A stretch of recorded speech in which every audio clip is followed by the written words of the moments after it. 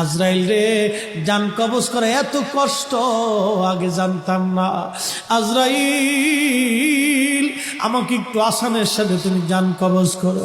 আজরাইল বললেন, হুজুর, আসমানের নিচে জমিনের উপরে আপনার চাইতে সহজভাবে জান আমি কারো কবজ করি নাই। আল্লাহ আমার উপরে করা নির্দেশ, আমার হাবিবের জান কবজ হবে সবচেয়ে বড় আসানে। হুজুর, আমি যদি আপনাকে আসানে জান কবজ না করি, নবী গো, আল্লাহর লানত আমি ধ্বংস হয়ে যাব। ইয়া নবী আল্লাহ, আমি সেই ভয়ে আপনাকে আসানের সাথে জান কবজ করতেছি।